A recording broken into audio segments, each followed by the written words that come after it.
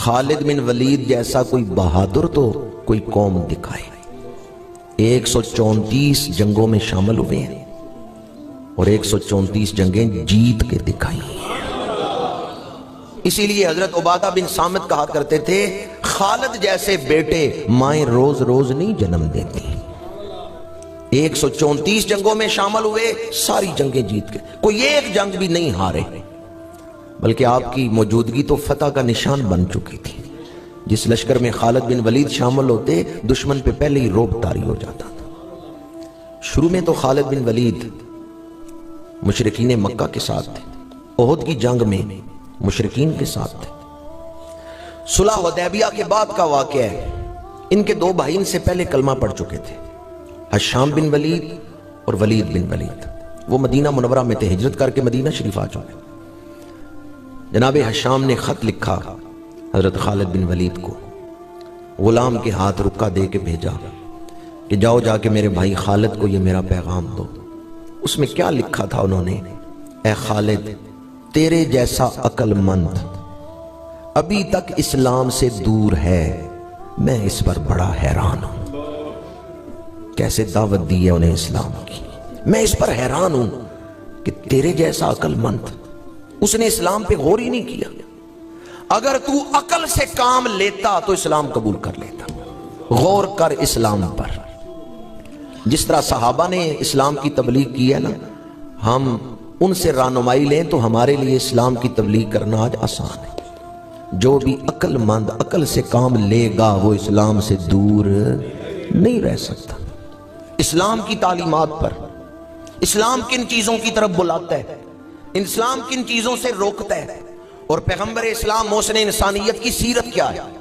खालिद बिन वलीद कहते हैं, मेरे भाई ने खत लिख के मेरी तवज्जो इस तरफ करवाई, सिर्फ जज्बात से ही काम ना लो, अकल से काम लो, ध्यान दो इस्लाम की तालीमात की तरफ। खालिद बिन वलीद कहते हैं, अब मैंने गौर करना शुरू किया, मेरे दिल में इस्लाम की मोहब्बत पैदा हो गई। मैंने जब हजूर की सीरत पर गौर किया, ओहद का वो मंजर मेरे जहन में आ गया, जब एक जत्था हजूर की तरफ बढ़ रहा था। ये मुशरिकीन हजूर पर तीर फेंक रहे हैं, ये नेज़े लेके हजूर की तरफ बढ़ रहे हैं, और हजूर की पेशानी मुबारक पे जख्म आया है, तो आप दुआ क्या कर रहे हैं, या अल्लाह इनको माफ कर दे, ये मुझे पहचानते नहीं है। खालिद बिन वलीद कहते हैं, मेरे दिल में ओहद का वो मंजर याद करके हजूर की मोहब्बत पैदा हो गई। हम क्या कर रहे थे और अल्लाह के नबी क्या कर रहे थे। दुश्मन तीर बरसा रहे थे और हजूर दुआ क्या कर रहे थे, या अल्लाह इनको माफ कर दे, ये मुझे पहचानते नहीं, इन पर अज़ाब ना नाज़िल करना, ये मुझे पहचानते नहीं। हजरत खालिद बिन वलीद कहते हैं, फिर मैंने ख्वाब देखा, मैं एक तंग जगह में हूं, तारीक जगह में हूं, वहां से मैं निकला हूं तो आगे खुला मैदान है, उसमें रोशनी है, उसमें खुशबुएं हैं, उसमें हरियाली है। सुबह उठ के मैंने फैसला किया, ये जो अंधेरा है ना ये कुफर है, जो रोशन मैदान है वो इस्लाम है, ये जो बदबू वाली तारीक जगह है ये कुफर है, और वो जो हरियाली वाली खुशबूदार जगह है वो इस्लाम है। मैंने फैसला किया, मैं मदीना शरीफ जाऊंगा और इस्लाम कबूल करूंगा। मक्के से निकले, रास्ते में उस्मान बिन तलहा मिले, उन्होंने पूछा, खालिद किधर जा रहे हो? कहा, मैं मदीना शरीफ जा रहा हूं रसूलुल्लाह की गुलामी इख्तियार करना। उस्मान बिन तलहा ने कहा, अकेले ना जाओ, मुझे भी साथ ले जाओ। कुछ आगे बढ़े तो हजरत अमर बिन आस, वो भी बड़े सिपा सालार थे, बड़े शमशीर जन थे, और मिस्र के गवर्नर रहे हैं बाद में। हजरत अमर बिन आस, उन्होंने पूछा, खालिद किधर जा रहे हो? इन्होंने बताया, मैं मदीना शरीफ जा रहा हूं रसूलुल्लाह की गुलामी इख्तियार करने के लिए। हजरत अमर बिन आस ने कहा, अकेले ना जाओ, मुझे भी साथ ले जाओ, मैं भी घर से निकला हूं तो इसी नीयत के साथ निकला हूं। कितने जवान हो गए हैं, हजरत खालिद बिन वलीद, हजरत उस्मान बिन तलहा, हजरत अमर बिन आस, ये मक्के से निकले हैं। उधर मदीना मुनव्वरा हजूर सहाबा की महफिल में बैठे हैं। हजूर ने फरमाया, सहाबा, मक्के ने अपने जिगर के टुकड़े तुम्हारी तरफ भेज दिए। क्या नजर अल्लाह ने हजूर को अता फरमाई, क्या शान अल्लाह ने हजूर को, क्या निगाह अता फरमाई है। वो अभी मक्के से निकले हैं, और जिन पर अहले मक्का को नाज था कि खालिद हमारे साथ है, अमर बिन आस हमारे साथ है, मेरे आका करीम ने फरमाया जिनकी कुव्वत पर मक्के वाले फख्र करते थे, मक्के के वो जिगर आज मदीने की तरफ आ रहे हैं। फरमाया सहाबा अल्लाह ने मक्के के जिगर जो हैं वो तुम्हारी तरफ भेज दिए हैं, उनके दिलों में इस्लाम की मोहब्बत पैदा कर दी है। आला हजरत ने इसीलिए लिखा, सरे अर्श पर है तेरी गुजर, दिले फर्श पर है तेरी नजर, मालाकूत क्या है वो अया नहीं। अल्लाह ने हर शय का इल्म हजूर को अता फरमा दिया। खालिद बिन वलीद मदीना मुनव्वरा पहुंचे ना, तो इनके भाई पहले ही यहां थे, हशाम। उनसे मिलते हुए कहते हैं तुम्हारे खत ने मेरे दिल की दुनिया बदल दी और मैं कलमा पढ़ने आ गया हूं। उनके भाई ने कहा तुमसे पहले हजूर ने मुझे बता दिया है कि खालिद आ रहा है कलमा पढ़ने के लिए। तुम्हारे बताने से और आने से पहले अल्लाह के नबी ने मुझे बता दिया है कि 3 जवान आ रहे हैं कलमा पढ़ने के लिए। हजरत खालिद बिन वलीद पहले अपने भाई के घर क्यों गए? इसलिए कि सफर की थकावट उतार लो, गुस्ल कर लो और लिबास तब्दील करके खुशबू लगा के तैयार होके हजूर की बारगाह में जाओ। मैंने गौर किया कई दोस्तों ने जोशे मोहब्बत से कहा है सुबहान अल्लाह। इन्हें पता है आज भी जब ज़ाहिर मदीना शरीफ जाते हैं ना, तो हज़रत खालिद बिन वलीद की सुन्नत को ज़िंदा करते हैं।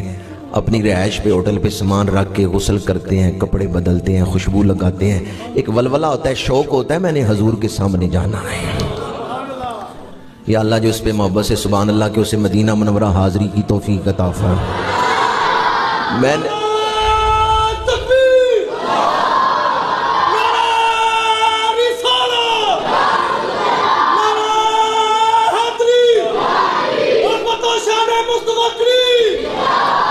मैंने तो कई लोगों को देखा है वो यहाँ से नया सूट मदीना मुनव्वरा के लिए सिलवा के ले जाते हैं।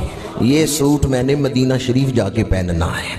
वो नए कपड़े सिलवा के ले जाते हैं कि जब मदीना मुनव्वरा जाएंगे फिर ये सूट पहनेंगे। अल्लाह मोहब्बत का ये ताल्लुक और मदीना मुनव्वरा की बार बार हाजिरी सबको नसीब फरमाए।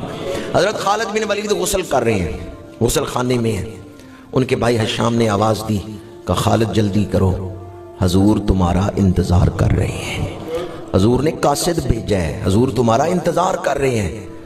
खालिद बिन वलीद कहते हैं अब मेरे जज्बात पे काबू ना रहा कि हजूर मेरा इंतजार कर रहे हैं। मेरा जी चाहता था जितनी जल्दी हो सके मैं दौड़ के हजूर की बारगाह में पहुंच जाऊं। अल्लाह के नबी मेरा इंतजार कर रहे हैं, हजूर मेरा इंतजार कर रहे हैं।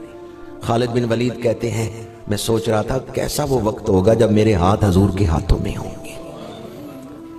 कपड़े बदले हैं, खुशबू लगाई है, तेज तेज चलते हुए हजूर की बारगाह में आ रहे हैं कि हजूर बिन वलीद हजूर की बारगाह में तेज तेज चलते हुए आ रहे हैं, हजूर मेरा इंतजार कर रहे हैं। क्या समा होगा जब ये मक्के के 3 जवान, 3 काबिल फख्र सपूत हजूर की बारगाह में आ रहे हैं गुलामी का पटा पहनने के लिए। हजूर की बारगाह में आके खालिद बिन वलीद हजूर के सामने दोजानू बैठे। अरब का शमशीर जन आज हजूर के सामने दोजानू बैठे, दोनों हाथ पेश किए हैं बैयत के लिए। तौहीद और रिसालत का इकरार किया, अल्लाह की वहदानियत, हजूर की खत्म नबूवत का इकरार किया। कलमा पढ़ने के बाद अर्ज किया या रसूलल्लाह क्या मेरे पिछले गुनाह माफ हो गए? हजूर ने फरमाया हाँ पिछले गुनाह माफ हो गए। या रसूलल्लाह मेरी तलवार एक अरसे तक इस्लाम के खिलाफ चलती रही है, क्या मेरे सारे गुनाह माफ हो गए? हजूर ने फरमाया हाँ इस्लाम की ये शान है कि जो इस्लाम कबूल करते अल्लाह उसके पिछले गुनाहों को माफ कर देता है। अब पहली ख्वाहिश जो हजरत खालिद बिन वलीद ने कलमा पढ़ने के बाद हजूर की बारगाह में पेश की है, या रसूलल्लाह मेरे लिए दुआ फरमाए। हजूर ने दुआ के लिए हाथ उठाए। हजूर मांग रहे हैं, सहाबा आमीन कह रहे हैं। किसके लिए मांग रहे हैं? खालिद बिन वलीद के लिए। क्या मुकद्दर है हजरत खालिद बिन वलीद के? यदुल्लाह के हाथ उठे हैं, रसूलुल्लाह के हाथ फैले हैं अल्लाह की बारगाह में, और हजूर अर्ज करते हैं या अल्लाह खालिद को मगफरत अता फरमा, खालिद पे रहमत फरमा, इसके दर्जों को बुलंद फरमा, यानी इसको अपना कुर्ब खास अता फरमा। दुआ मुकम्मल हुई। फिर हजूर ने फरमाया अंत सैफुल्लाहिल मसलूल, खालिद तू अल्लाह की तलवारों में से एक तलवार है। खालिद बिन वलीद की आंखों में आंसू आ गए, रोने लग गए। बाद में सहाबा ने पूछा कि हजूर ने जब आपको लक़ब दिया सैफुल्लाह, तो आप रो क्यों रहे थे?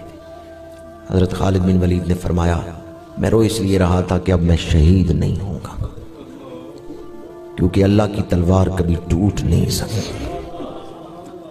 इंसान हैरान होता है